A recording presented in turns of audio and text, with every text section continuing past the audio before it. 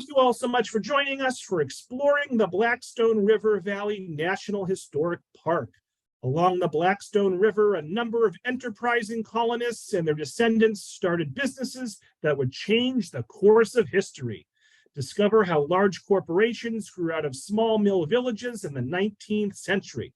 While focusing on a few case studies in labor history, we're going to examine the beginnings of industry in the United States.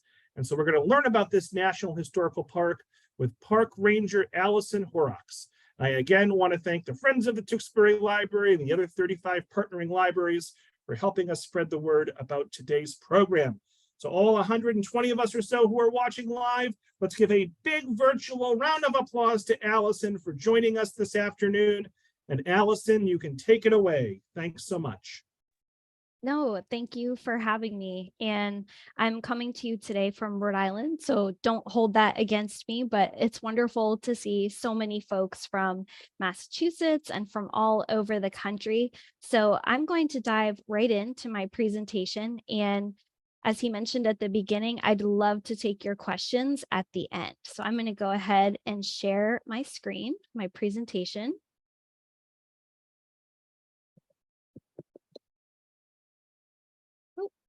Not quite big enough here. Let's see. Okay. So I'm coming to you today from the Blackstone River Valley National Historical Park, where I am a park ranger. I actually Allison, had. Can I yes, interrupt? yes, I'm please. sorry. Yes. So can you try making the slide full screen? Is there an ability to do that?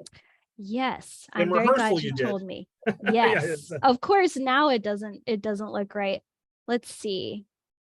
So that is not showing like a slideshow. Right. So we're seeing most of the first screen, but I can also see like the ribbon on top. I can see the next 8 slides on the left. Oh, okay. That is not what I see. So my apologies for that.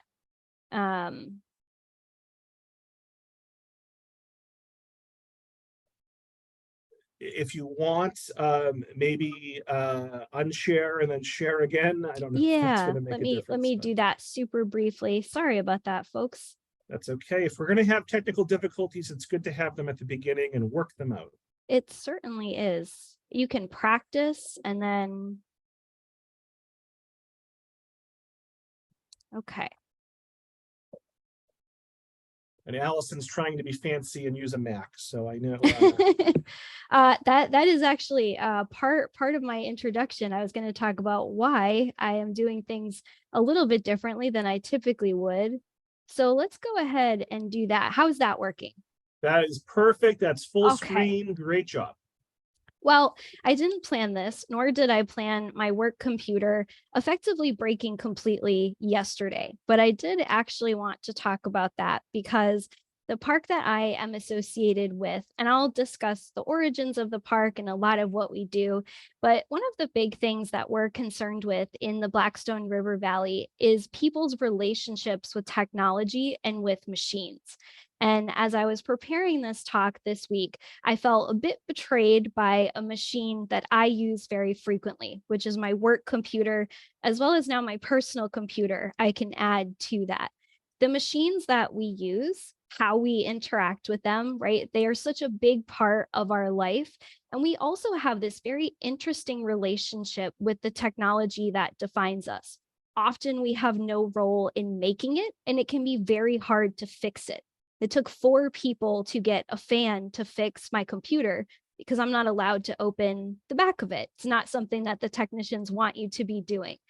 And I'm always very curious about how the world has come to be the way that it is, how we get to share this experience during what might be your lunch hour. Where do lunch hours come from, right? So all these questions about technology and labor history, that's what I do every day as a park ranger at Blackstone River Valley.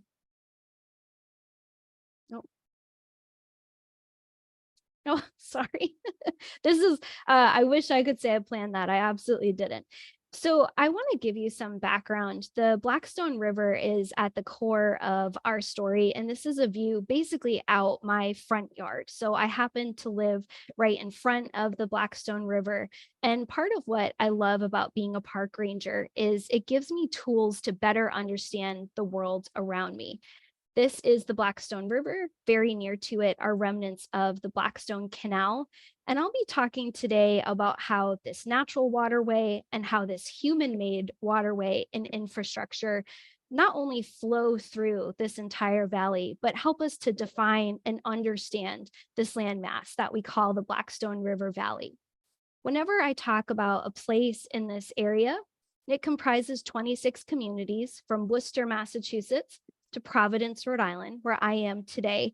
People are always what's very important to us. When we talk about a machine or we talk about a change in technology, we're very curious at this park about how people played a role in making that thing or experiencing that change. So people and human labor are really always at the forefront of what we do. We also work very hard as a community-oriented park to be both part of a community and to be an agent for change in that community. Folks frequently ask me what I do on a daily basis. I took these photos a few weeks apart last year, and this is kind of a good synopsis of what I actually do. I might be giving a tour of a historic mill. I might be awarding a dog a Park Ranger badge for their agreement to be a good pup visitor to one of our sites.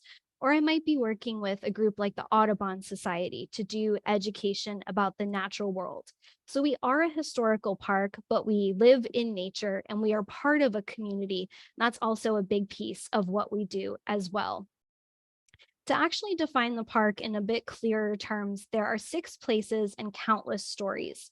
The place where I spend most of my time is at the Old Slater Mill National Historic Landmark, and that is in Pawtucket, Rhode Island. Not far from there are the Blackstone River State Park and the Ashton Mill Village, followed by the Slatersville Mill Village, Whitinsville, Massachusetts, and Hopedale, Massachusetts. The green box that you see on the map that I've included here today includes an outline of what actually makes up the Blackstone River Valley National Heritage Corridor. That is a colloquial term, and it's also a term that has real meaning. And the line that runs through it is, of course, the Blackstone River.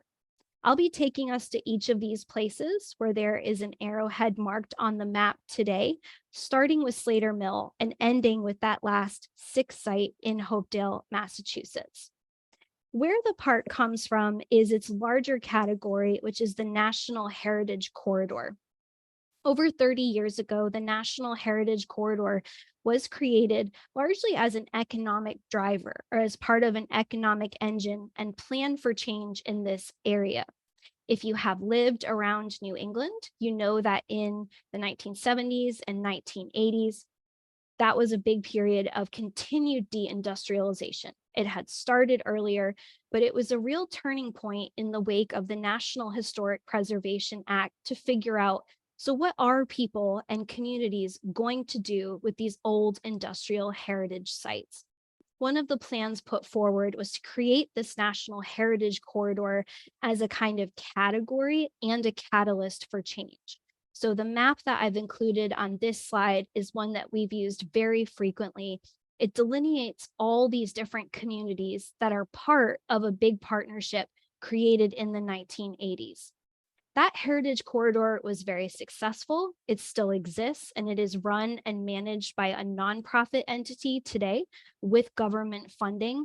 And it includes all these places between Worcester, Massachusetts, at the headwater of the Blackstone River, all the way down to Providence.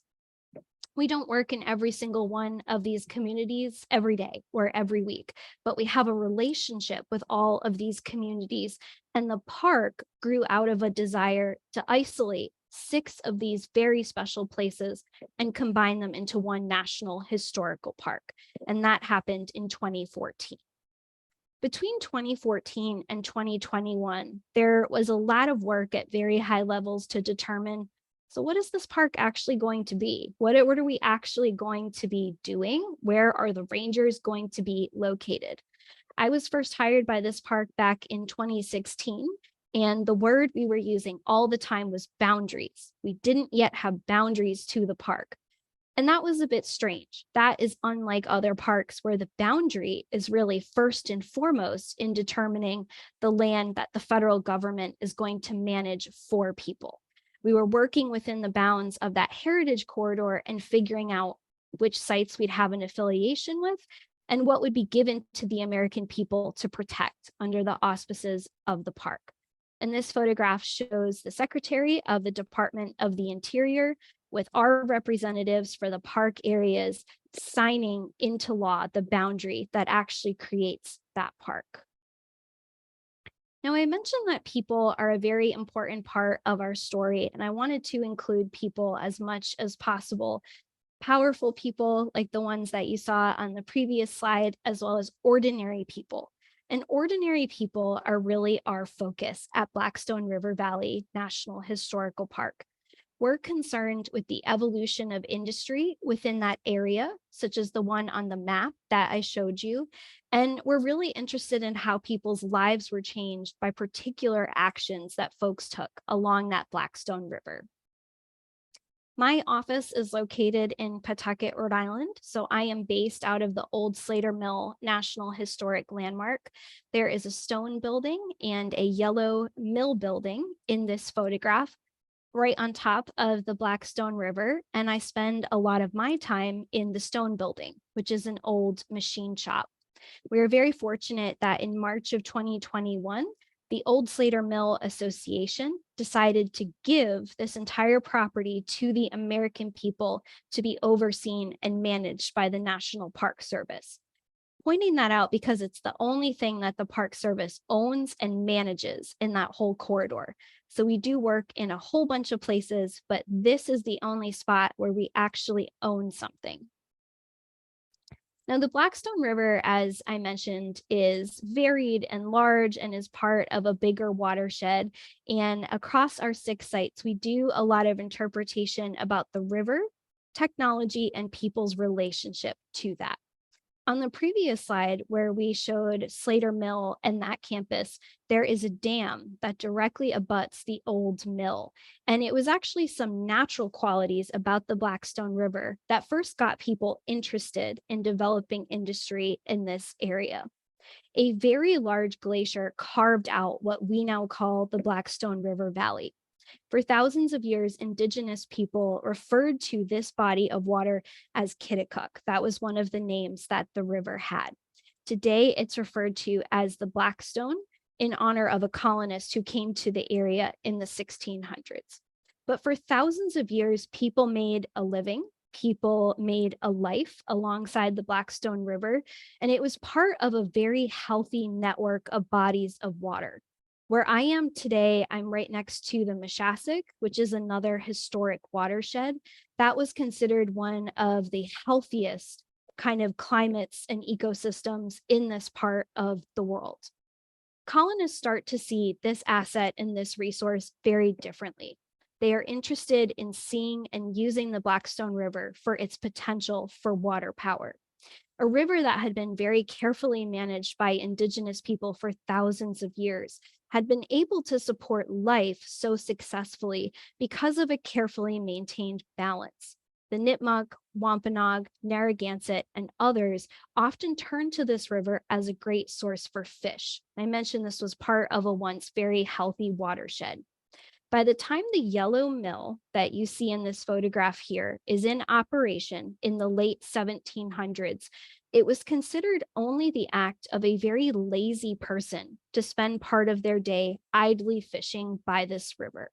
There is a tremendous change that happens in a fairly short period of time when we look at all of human history, where the river goes from being an amazing natural asset for life to being something that is primarily tapped for industry, for working in mills, and the very idea that you would go to this river as a place to simply enjoy fish and what nature can provide was almost a taboo by the time this mill was fully in operation. And those are some other views of that water. The Blackstone River drops over 400 feet across about 40 miles from where it starts in Worcester, Massachusetts. If you've been over by the Canal District, that is not far from the headwaters of the Blackstone River. And because it's situated in this beautiful valley, has lots of natural drops. It drops over and over, and it doesn't do that 438-foot drop all at once. Across that 43 or so miles, it drops repeatedly about 10 feet at a time. That made this really prime land for developing the idea of water-powered industry. And what I'm showing on this slide is a more contemporary dam, of which there are still many on the Blackstone River. The story of industry in the Blackstone really rightfully begins here in Pawtucket, Rhode Island. Pawtucket at one part was part of Massachusetts, but that would take a whole other hour to explain. Today, it is part of Rhode Island, so we will talk about it that way. In this colonial area, starting in the mid-1600s, people who actually had been banished from other parts of Massachusetts had started to settle here to run forges and ironworks, and that created a community of tool makers that would be very attractive to later investors. The visual that I have for you today is of naturally occurring falls and a drop that occurs right near the present-day site of Slater Mill. There is a beautiful drop that occurs naturally right at this part of the Blackstone River, and this area was chosen first by 17th century colonists to develop industry, and then by 18th century industrialists to build a mill. The water that drops, it creates a beautiful climate, a great setup to use water to generate power, to run machines, to run any number of operations. This is where our first kind of important big name figure enters the story. In the late 1700s, a man named Samuel Slater was training basically to become upper management in England. He grew up in a community where he happened to be adjacent to the latest, newest, best technology. At that time, a lot of people in England were investing their money into textiles. The English were set on colonizing different parts of the world to extract certain resources, whether that was tea, spices, or cotton. But locally, they were very interested in using their water power and their natural resources to extract labor, to run mills where people would operate machinery to make clothing. They had this entire global network of consumers and extractors, right? And on the eve of the American Revolution, that was a big debate, right? Should people living on this continent, in this part of the world, be forced to continue buying English goods? While that is happening, Samuel Slater is a boy. He is working in a mill, and he is learning how to teach other people how to run spinning frames, how to turn cotton that's been picked somewhere far away in the world into thread. Slater is going to develop the machine that I've pictured on this slide to the side of him. So this is Samuel Slater and his machine. Slater is going to come to the United States, and he is going to steal the technology that he has learned in England and break the agreement of his apprenticeship and decide that he wants to run his own mill. Here's the problem with that. He's 21 years old. He has no money, no contacts, and only his own word that he has worked in an English mill for the better part of a decade. He doesn't get very far right away. When he arrives in the port of New York, it's late in 1789, and he is not successful at networking right away. What he doesn't know is that there are people in Pawtucket and in Providence, Rhode Island, who are looking for just such a person to develop machinery with them. Those people include the investor Moses Brown of the famous Brown slave trading family and William Almy, among others. These are people who have the money, they have the access to the capital, and they are buying up land along the Blackstone River in a place where they believe they can run industry. When Slater ends up hearing about this venture, he connects with Moses Brown, who sends for him to come to Rhode Island from New York. Slater arrives in early 1790, and it takes about 3 years to get a full mill operation going. It takes 3 years because Slater has grown up in a fully fledged factory town in England.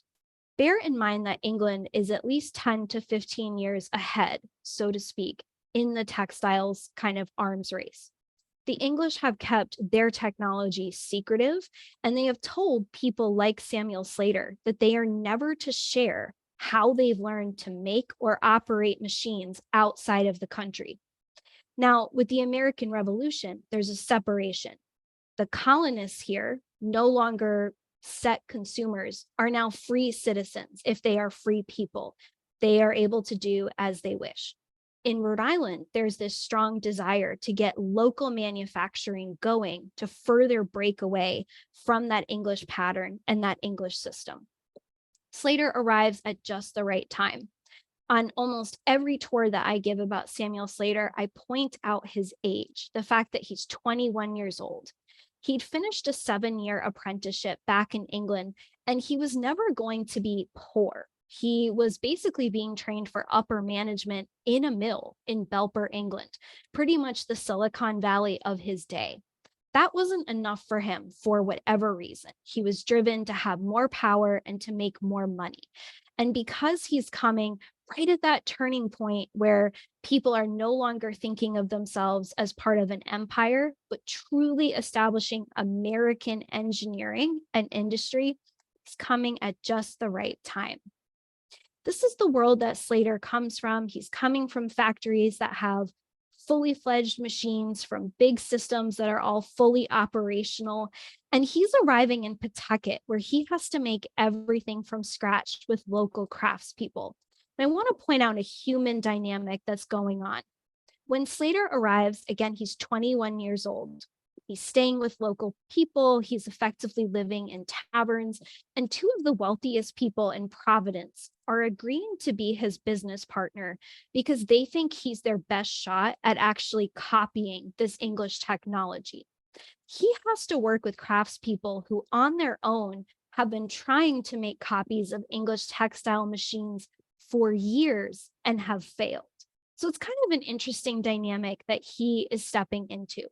He knows that he needs to create systems for water power, actual machines that will process cotton into thread.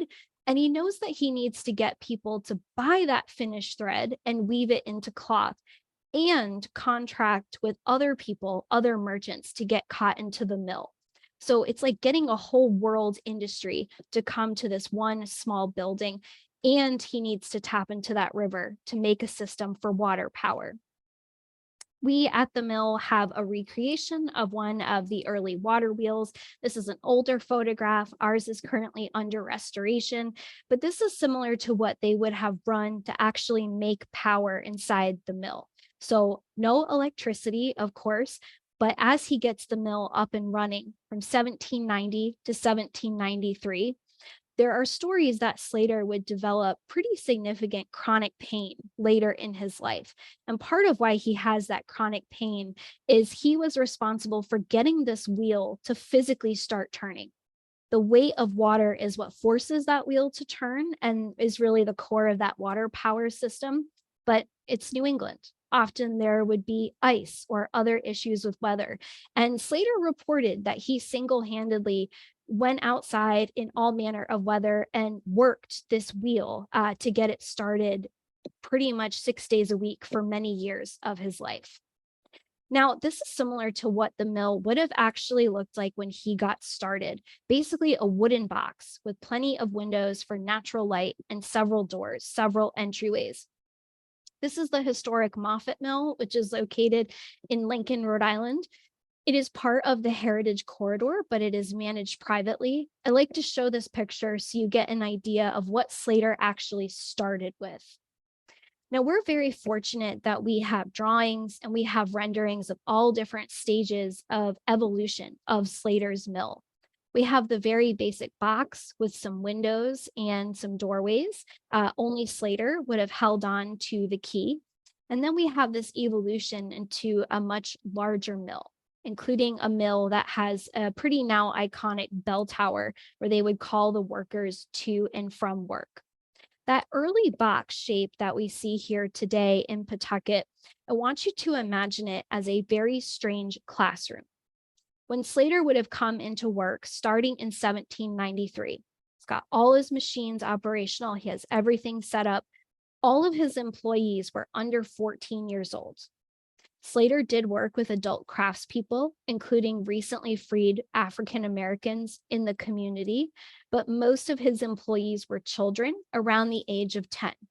The ultimate preference was to hire young girls. They could be paid the least, but young boys were also hired quite frequently as well. Now, the next chapter of our story takes us out of Pawtucket and into what was considered a wilderness area of northern Rhode Island for many years. Slater arrives, as I mentioned, in 1789, and he has a much younger brother. His brother had stayed behind and also completed an apprenticeship with the mills, and he learns a whole new set of skills that, frankly, Samuel Slater doesn't have. John learns really advanced engineering for the time of how to make a system for water power. When Slater built his mill with local craftspeople, they put it right alongside two powerful natural drops in the Blackstone River, and they dammed that river to get further power to channel it through those water wheels to run their whole system. John stays behind. John is the younger sibling. I feel like I understand certain things about him as a much younger sibling myself. John gets the benefit of spending all this extra time learning about different mill systems and seeing even greater English advances. And then he comes to Rhode Island at his brother's request and automatically gets funding. His brother opens all of these doors for him. And John and later his wife, Ruth, will actually run an entire village community around their mills. This etching shows John Slater later in life. He came when he was also quite young, just outside of being a teenager. And to the side of him is the community that he creates. It's a place that we now call Slatersville. The community that springs up around John Slater's mill in northern Rhode Island, in a place called North Smithfield, is not an accident. It is a planned community. When Slater and his investors are looking for a place to land in Pawtucket, they're choosing everything based on the natural assets, the water power that's already there. John has learned advanced engineering and water power technology, so he knows that he just needs a strong body of water and he can make a drop that suits his factory's needs.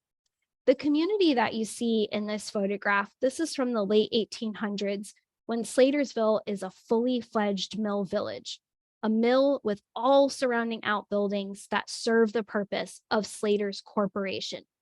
If you were to visit this community today, it actually still looks very similar, minus the trees.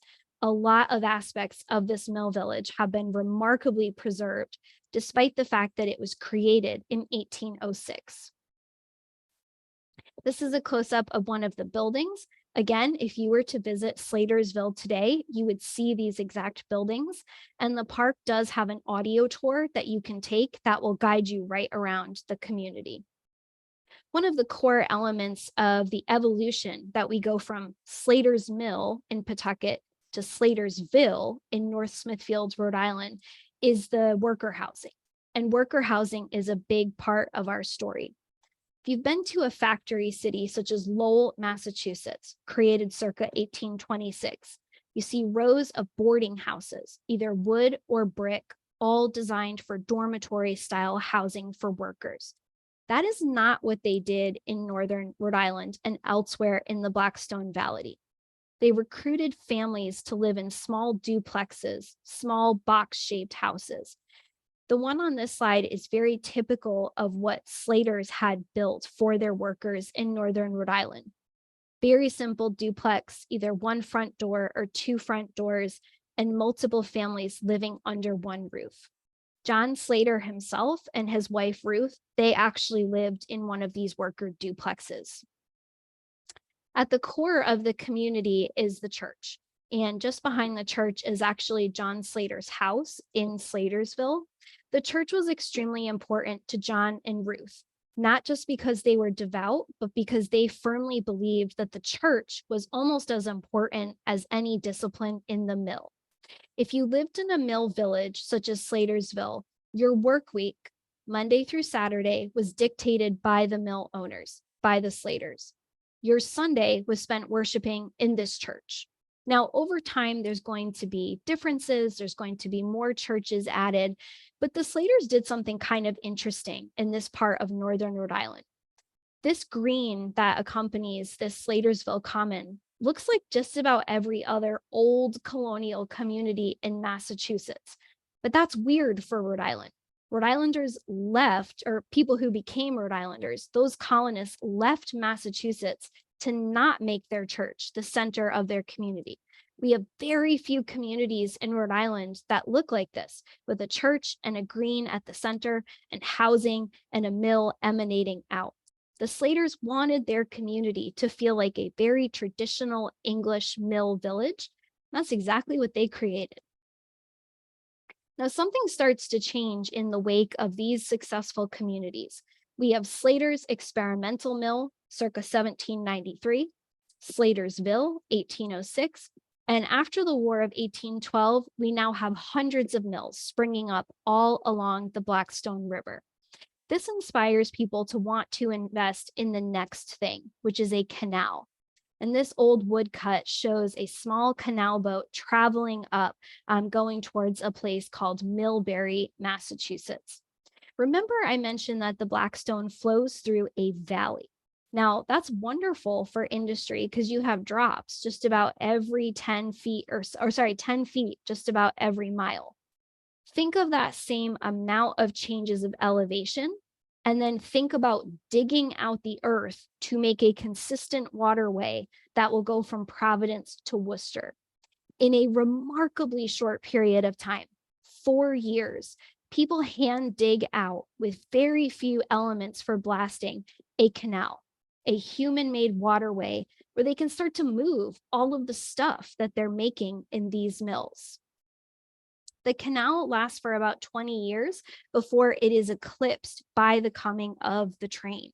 And this is a wonderful shot because it actually shows a train coming towards us alongside the old Blackstone Canal. I'll talk a bit about what the canal is used for today, where it exists. That shot is one that we usually use to talk about the evolution of how mill villages get bigger. And I promise we're leaving Rhode Island really soon. After places like Slatersville, you see more and more investors wanting to make money in a way that is twofold. They want to run mills or factories, but more importantly, they want to run everything around workers' lives. So they want to invest in a company such as the mill that was located at this site in historic Ashton, Rhode Island, and they want to build all kinds of worker housing. The brick row houses that you see in this photograph are all pretty much identical. And if you were to leave this site in Blackstone River State Park and drive a few minutes in almost any direction, you'll see this over and over. Part of why our story in the Blackstone is significant is we're not talking about one spectacularly interesting event. We're talking about the creation of a pattern that's going to play out over and over repeatedly across first a corridor, an area of the United States, and eventually many parts of the world. From there, I want to take us to Whitinsville, Massachusetts, which is one of our park sites in the northern part of the Blackstone Valley. The Whitinsville site is not properly right on top of the Blackstone. It actually connects to a tributary of the Blackstone River. But part of why we're there is this site was once one of the largest creators of textile machinery in the world. It was home to a family business called the Whiten Machine Works. I mentioned that we have John and Samuel Slater, who are older and younger brothers. In Whitinsville, we have a slightly different dynamic. We have a family business that's built on marriage. We have a man named James Fletcher, who is a colonial Revolutionary War soldier who marries really well. He marries a woman named Margaret, whose family owned the land that we're seeing in this photograph. Really prime land next to a great drop in the Branch River that he wants to use to run a forge. His daughter, a woman named Betsy, is also going to marry a soldier, and that soldier is named Paul Whiten. Mr. Whiten is going to have a lot of interest in developing industry with his father-in-law, who is running a forge. That forge does still exist today. It's located opposite the mill that I've shown in this slide. And together, these different generations of a family are going to create the Whiten Machine Works. That is one of the largest textile machine producers in the 1800s. When we started with Samuel Slater in the Valley in 1793, he was just trying to get child laborers to work a small series of machines that made thread. That is what really started off this evolution of people wanting to make more aspects of industry. So we have this small experiment and then this idea of what if there's an entire community around the mill? And what if the mill owner owns that entire community? This is the next phase. In this community, we have people who not only own the entire community and they own a cotton spinning mill, which is what you're seeing right here. They own the company, later corporation, that makes all the machines for other nearby operations. So it's this constant kind of leveling up in complexity of industry. If you were to visit Whitensville today, we have yet another beautiful village green as seen on this map. You can see aspects of that old machine shop and the huge Whiten Machine Works even now. And we do have a guided tour that you can take by yourself if you choose to visit this community. Wanted to show you that water power and another kind of view of this. On the left side of this photograph, we have an old red brick mill. That was the start of this family business.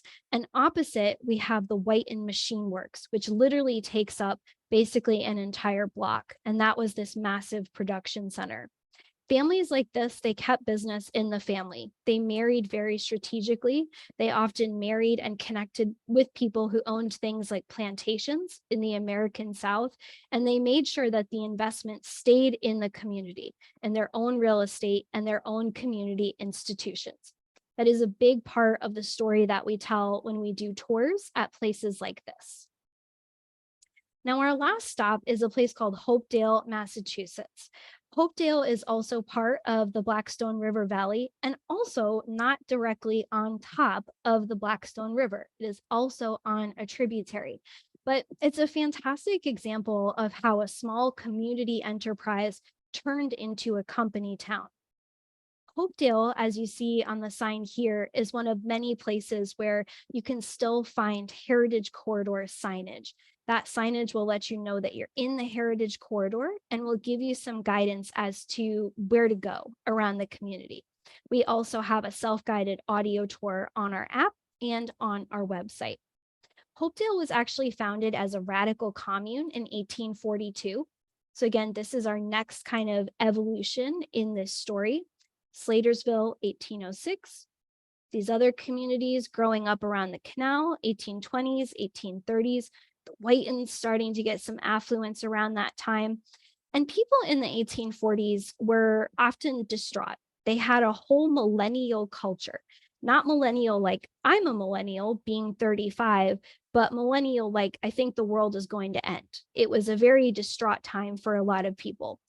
Folks such as Henry David Thoreau and others decided to pull out of modern society, sort of like hippies and people who would, fall out in later years. The folks who created Hopedale wanted a radical commune where all of their beliefs could coexist freely. They believed in ending slavery, women's rights, voting for all, and many other radical things. Two of the early members of that community were part of a family that had inherited patents on textile machinery. So they ran a small shop where they created parts for other machines.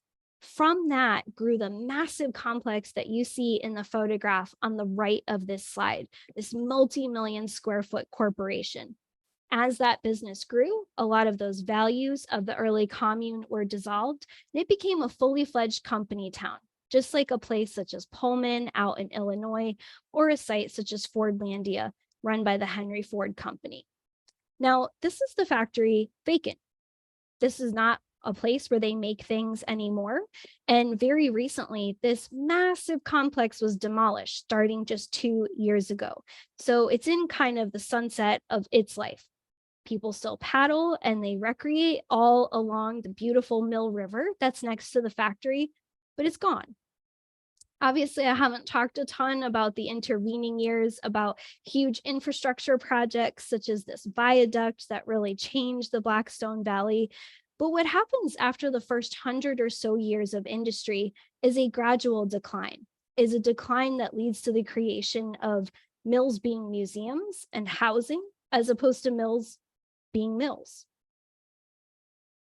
Oop, am I frozen? One of the crises that comes out of this is a lot of these company towns and mill villages where people had hyper invested in their communities for decades. The companies dissolve, the tax base dissolves, everything goes away, and people are left with a very dirty river that has been polluted now for many generations. One of, I think, the most remarkable stories about the Blackstone Valley is ordinary people made mills possible. It was the labor of ordinary people that made these places run. And ordinary people who were tired of having a dirty, polluted, post-industrial river physically cleaned it themselves starting in the 1970s. These were people who had worked in industry or lived alongside industry, and they were at the forefront of the environmental movement to undo a lot of these consequences. Today, there are many times of year where you can paddle the Blackstone River and you can actually enjoy it and appreciate it. I like talking about this as a revolution because a full revolution takes us all the way back around. We do have very little industry on the Blackstone today, but we also have people who turn to the river as a source of calm and recreation, just as they would have hundreds and then thousands of years ago. We do our best to honor the stories of working people in lots of ways. We do guided paddle tours, guided bike tours, walking tours, towpath talks, all sorts of things that I'm happy to promote. And we work really hard to incorporate the arts into a lot of what we do. This is a photograph of dancers making an interpretive dance inside of Slater Mill. Totally contrary to the idea of what a factory is, where people stand mute at a machine and make the same thing over and over with no appreciation for their talent or skill. I really encourage you to come out and visit us. We would love to take you on a tour of one of these 6 places. And we do have special events that we think are particularly exciting. We are debuting a video about the first wage workers strike that happened in Pawtucket, Rhode Island, this upcoming weekend, April 22nd. And we will be reopening the mill after this warm winter for tours starting on May 11 and punctuating that opening with a special festival all about the first wage workers strike that happened in Pawtucket. Every Wednesday, we read special bike rides in the summer. We have Thursday night walking tours, and we do special commemorations all throughout the year. So I hope that you will look us up and follow us or find us, and I would love to see you in the Valley. But Allison, wonderful job. Really appreciate you taking the time. And let me spotlight you. So we're going to have some questions and comments now. We've got about 15 minutes or so. Margaret says, excellent presentation. Sue says, great job. Debbie says, excellent talk. Linda says, I appreciate the depth and focus of this presentation and the invitation to the events coming up this year. Faye says, spectacular job of presenting. Thanks so much. I am grateful to have virtually met the various families whose vision created this rich history. Keep up the great work. Scott says, your presentation is very, very good. You are an excellent speaker and a credit to the Park Service. Pamela points out that Maynard has those small mill worker houses as well. Renee pointed out a potential typo, which I will forward along to you. Frances says, what a great program. Kathy says, you convinced me to visit. Amy says, fabulous. Madeline says, I learned a lot. Thank you. An anonymous attendee says they're curious about the emphasis of the mill owners on providing a church for mill workers. Did the mill owners hire and fire the preachers, and did they have any influence on the teachings? The short answer is yes. And so there were communities, even very early mill communities, where people worshiped differently or worshiped as they wished, whenever they wished. But very quickly, people like John Slater saw a huge advantage to controlling how people would worship. And part of this came from his wife, who was, in fact, just an incredibly devout person. But part of what's really striking about the Slaters, particularly, is they're really benefiting from the fact that the American Revolution has occurred and that local people are trying to invest in industry and separate from British manufacturing. But the Slaters are also deeply invested in basically just recreating what they had back in England, creating the same kind of system of churches, schools, housing, worker setups, in machine shops and in mills. We know for a fact that in Slatersville, the way that people were suggested to worship was influenced by the mill owners. And we know that they hired and fired the preachers. That would continue in factory cities such as Lowell. We also know that even, again, in a place like Pullman, Illinois, like a very famous company town, there were often options for how people worshiped, but there was still control from the top. ML asks, is there a bike path along the river from Worcester to Pawtucket? I actually had that on a slide and I deleted it, but our nonprofit partners, the Blackstone River Valley National Heritage Corridor, they absolutely promote the bikeway. It is a 2-state effort, so it does get federal funding, but it's a state project in each state. So major portions are done in each state, but it's not a direct bike path. So if you get on the path in Worcester, Massachusetts, you can get to Providence and continue to the East Bay bike path, but you will be on the road at some points. Pamela says, thank you. This was excellent. Where can we walk along the towpath, and for how far? Is the towpath separate from the bike path? So there are places where they are very close. A lot of the contemporary bike path follows a rail to trail format, right? So a lot of places where there were old railroads or canal paths in the country, there are now bike paths. The Blackstone is no different. There are a lot of places where the bike path is literally what the towpath for the canal used to be. And there are places where they diverge or are next to each other.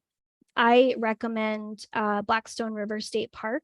That's a fantastic place to land, take one of our audio tours or one of our guided tours, and we will be walking the towpath every Saturday this summer and doing a guided talk at 1 p.m. So we would love to see folks for that.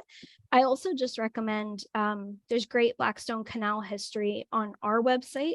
And once you know where to look for it, you won't miss it. So it's still there, except for where it's buried.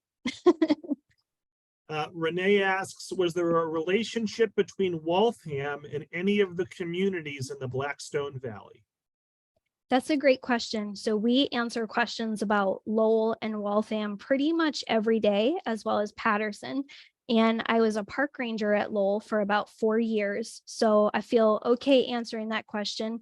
They're different investors, and so they end up being very similar. But these early investments are primarily from Providence merchants. It's Providence merchants working with duplicitous English people like the Slaters who get this going, and it's Providence wealth. And to just be, straight with that, that's wealth from the slave trade. Rhode Island had some of the wealthiest communities in the world because of the slave trade, and that's really the genesis of that funding. What you're seeing in Waltham and then later in Lowell, Lawrence, Amoskeag, all those communities, not terribly different, but you're seeing a slightly later timeline. You're seeing Boston-based merchants like Beacon Hill types who are investing in the second wave of industry. If you were to look at the early waves of the tech boom in the United States, you had people who were in very experimental setups, and then you had a big group of investors really come in later, very serious money. Think of this as the experimental phase with considerable money from world trade. And then think of that second phase like Waltham as being Boston and Charles River area investors. Waltham is successful. Waltham, the enterprise that grew up there worked fine. They knew they couldn't scale up. So the reason why you have the evolution of these communities is people are interested in scale. Slater Mill functioned just fine right next to the Blackstone River, but you couldn't build mill after mill right on top of that site. You needed a system of water power, which Boston merchants learn from that mistake and invest differently. They invest in water power systems together, which is where you get the evolution from a Waltham to a Lowell and beyond. Lindsay asks, can you describe the process to becoming a National Historical Park back in 2014? It's a great question. So it was a very long process, and starting with the creation of the National Heritage Corridor in the 1980s, that was an extremely successful venture and still is, but heritage corridors don't have the same promised longevity as a national historical park or a national park. And many community investors thought it was, or local people thought it was important to have that security and longevity. You can have a sunset date on a national heritage corridor. National parks have a different kind of promise from the federal government. So there was a lot of local energy, a lot of support, and portions of the heritage corridor morphed into the park. So it wasn't like one replaced the other. It was kind of a gradual change that took place. That was established formally in December of 2014. It took about 7 years to get the secretary to actually firmly establish those boundaries in 2021. And that included soon after the acquisition of Slater Mill. Let's see here. I'm going to jump around a little bit, Allison. Yeah. So Pamela would like to know, were some of the people banished to this area Quakers? Great question. So I'm currently in Providence, Rhode Island, which I would not say was anti-Quaker, but Roger Williams, who created the colony here, right, and created the establishment after being pushed out of Massachusetts, really was not very fond of Quakers and actually debated them quite openly. The large Quaker settlement was in the southern part of the state, in a place called Aquidneck Island, what we would now think of as Newport and Middletown, Rhode Island today. So I wouldn't say no Quakers. There were Quakers in later days, particularly in the 1700s, places like Uxbridge, Massachusetts, as well as northern Rhode Island. But very early days, it wasn't like a magnet for Quakers, but there would be Quaker settlements here. And Renee asks, what were the roles in life of Africans, both enslaved and free? And what about any local indigenous people?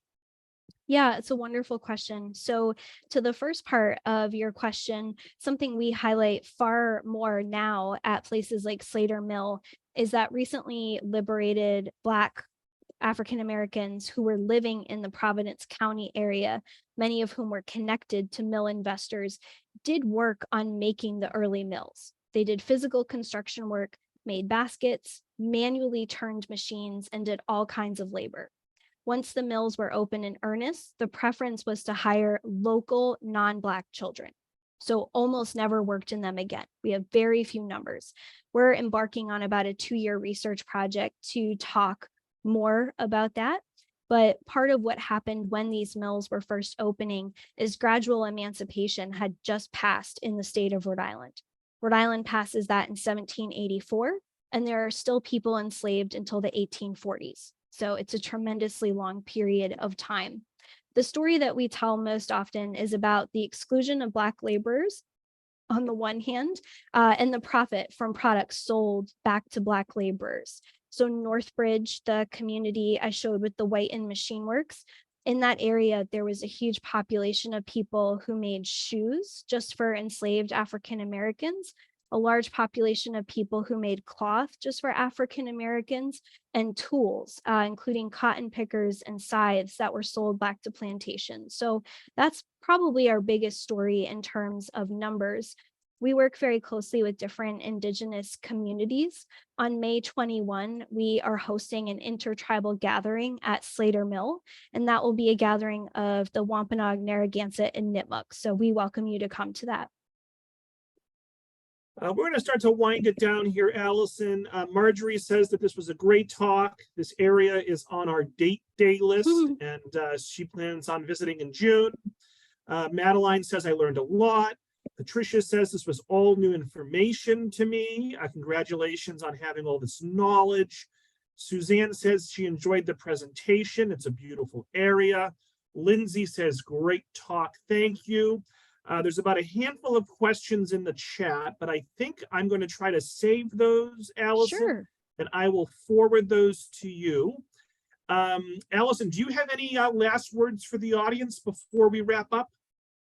No, just that I'm happy to take emails. I love when people follow up. It's my first_ last name at mps.gov. I'm always very happy to share that. Someone recognizes me from another park. Hi.